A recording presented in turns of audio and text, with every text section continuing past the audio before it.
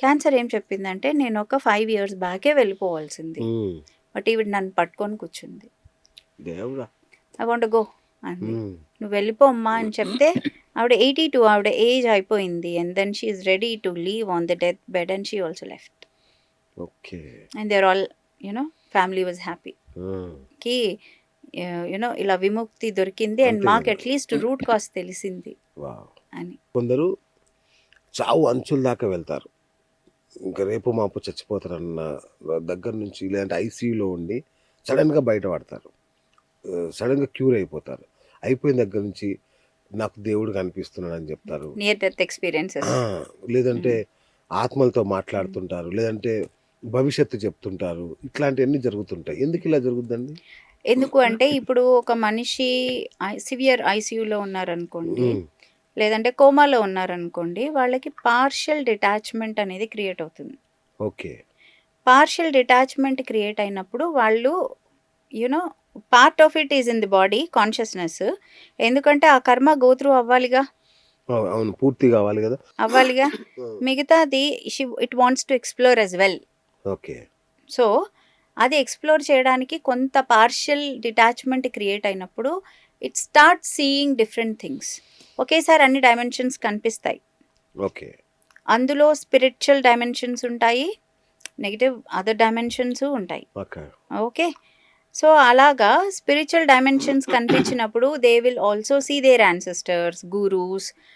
అప్పుడు వాళ్ళు ఏం తెలుసుకుంటారంటే there is no suffering, actually there is only one thing called joy. Okay. అది తెలుసుకుంటారు. అది తెలుసుకున్న వెంటనే చెప్పాను కదా, తెలుసుకోగానే as your thought follows, as your thought goes energy follows. So energy shift అయిపోతుంది. వాళ్ళు ఇంకా డివైన్ బీయింగ్స్ని చూడడము, క్వాంటమ్ బీయింగ్స్ని చూడడము, అదర్ డైమెన్షనల్ బీయింగ్స్ని చూడడము. అంటే శరీరాన్ని వదిలి ఆత్మ బయట ఫ్రీగా తిరుగుతుంటదా? లేదు, ఆస్ట్రల్ బాడీ ఉంటుంది. ఓకే. పార్షియల్ డిటాచ్మెంట్ క్రియేట్ అయ్యి ఇట్ స్టార్ట్స్ ఎక్స్పీరియన్సింగ్. ఓకే. అప్పుడు వాళ్ళు ఇవన్నీ చూసి వాళ్ళు ఆ ట్రూత్ని శరీరంలోకి వచ్చి ఇంటిగ్రేట్ చేసుకుంటారు.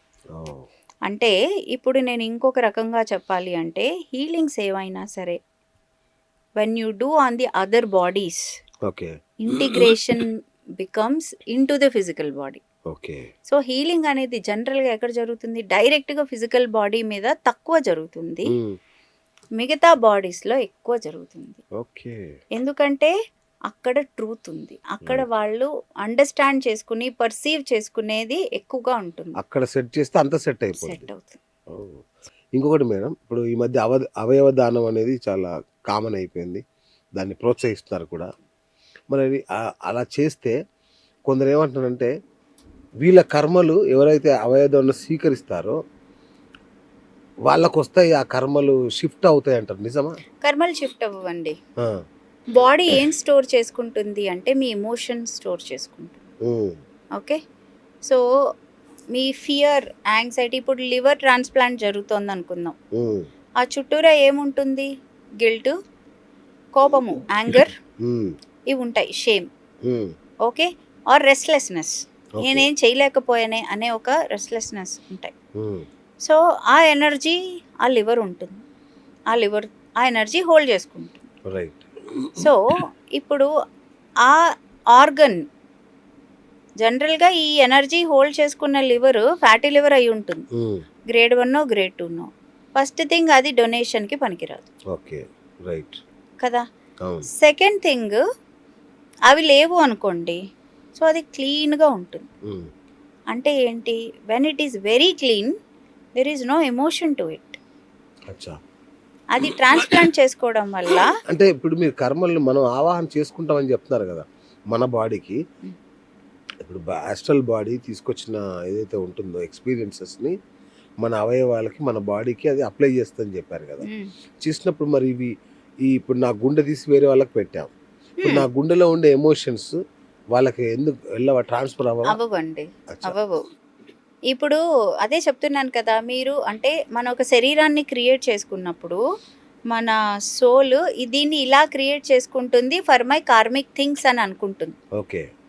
అవునా? అలా బాడీ క్రియేట్ చేసేసింది. సో లివరు, హార్ట్ అవన్నీ. ఓకే. పలానా టైంకి నాకు ఇది జరగాలి, ఇది జరగాలి, ఇది జరగాలి, ఇది నా లెసన్లో, నేను ఇది నేర్చుకోవాలి, పడాలి, లేవాలి. ఓకే, సో ఇది క్రియేట్ చేసుకున్నా. ఓకే. దీని చుట్టూరా అవసరమైనట్టు ఎనర్జీ అనేది క్రియేట్ అవుతుంది. ఉమ్. ఇప్పుడు నేను నా శరీరాన్ని వదిలేసినప్పుడు అంటే ఏంటి, అలాంటి బాడీ అసలు డొనేషన్కే పనికిరాదంటున్నా. Okay, right. Okay, okay. ఏ ఆర్గన్ డొనేట్ చేస్తారు, ముందు టెస్ట్స్ ఉంటాయి కదా ఆర్గన్స్కి, ఓకే. ఇది హెల్దీగా ఉందా లేదా అని. సో మొత్తానికి మీరు అనేది ఏంటంటే కర్మలు అనేవి ట్రాన్స్ఫర్ కావు. ట్రాన్స్ఫర్ కావు, రైట్. కర్మ ట్రాన్స్ఫర్ కాదు, ఆ, little bit of energy transfer అవుతుంది. ఆ, ఓకే. ఓకే, ఎందుకంటే ఒక ఇంట్లో ఉండి వెళ్ళారు, అవును. ఆ ఇంట్లో అతని ఎనర్జీ కొంచెం ఉంది. ఓకే. ఓకే. ఓకే, ఉమ్, ఆ ఎనర్జీ కొంచెం ట్రాన్స్ఫర్ అవుతుంది, ఓకే. కానీ దాన్ని కూడా క్లియర్ చేసుకోవచ్చు. దానివల్ల పెద్దగా నష్టం కూడా పెద్ద ఏం లేదు. నష్టమే ఉండదండి ఓకే. దానివల్ల. భయపడాల్సిన అవసరం లేదండి. మోర్ ఓవర్ అవయవ దానం అనేది చాలా బ్లెస్డ్ థింగ్, అందరూ చేయలేరు కదా. సో ఇక నెక్స్ట్ మీరు చేసే వాటిల్లో చాలా ఇంపార్టెంట్ ఏంటంటే స్పిరిట్ కమ్యూనికేషన్. ఆత్మలతో మాట్లాడుతుంటారు మీరు. సో ఈ ఆత్మలతో మాట్లాడడం ఎలా జరుగుతుంది మ్యామ్? అవే మాట్లాడతాయండి. మీతో మాట్లాడతాయా? అవే ఇప్పుడు మాట్లాడతాయండి. ఒక సినిమాలో బ్రహ్మానందం చెప్తుంటాడు, నాగార్జున సినిమాలో, చెప్పరా ఏంటి ఆ. వీడికి ఏం చెప్పమంటావు, ఎక్కడ దాచిపెట్టాను, అట్లా అలా అలాగే ఉండదు, జరుగుద్దా? అలా ఉండదు. ఉమ్, సో మేము హోమ్ క్లెన్సింగ్స్ చేస్తాం, లేదు అంటే ఇలాగా ఇవి చేస్తాం, సైకిక్ సోల్ రీడింగ్స్ చేస్తాము, హిప్నోసిస్ చేస్తాం, కాన్స్టిలేషన్స్ చేస్తాం. రైట్. ఒకనొక కాన్స్టిలేషన్ రీసెంట్గానే మేము ఒక వర్క్ షాప్ చేసాం, ది సోల్ రీసెట్ అని. అందులో Okay. చివర కాన్స్టిలేషన్ చేసాం. ఓకే. అందులో కాన్స్టిలేషన్ అంటే ఏంటి మేడం? అంటే ఒక గ్రూప్ హీలింగ్ లాంటిది. ఓకే. ఓకే, ఒక గ్రూప్ని తీసుకొని ఒక మనిషికే హీల్ చేయడం. ఓకే. గ్రూప్ ద్వారా ఒక మనిషికి హీలింగ్. వాళ్ళకి రోల్స్ ఇస్తాము, వాళ్ళు రిప్రజెంటేటివ్స్గా పనిచేస్తారు. అచ్చా. సో అందులో ఒకరికి పాస్ట్ లైఫ్ ఉండొచ్చు, ఓకే, అలాగే లేదంటే యాన్సిస్టర్స్ రోల్ రావచ్చు, ఏదైనా రావచ్చు. ఓకే. సో ఈ క్లయింట్ రోల్ ఒక ఆమెకి ఇచ్చినప్పుడు అప్పుడు ఆమెలో ఉండే సోల్ మాట్లాడింది. ఆమె సోల్ కాదు, ఆమె ఆరాలో ఉండే ఇంకో స్పిరిట్, ఇంకో సోల్, నేను ఈమెతో ఫలానా టైం నుంచి ఉన్నా.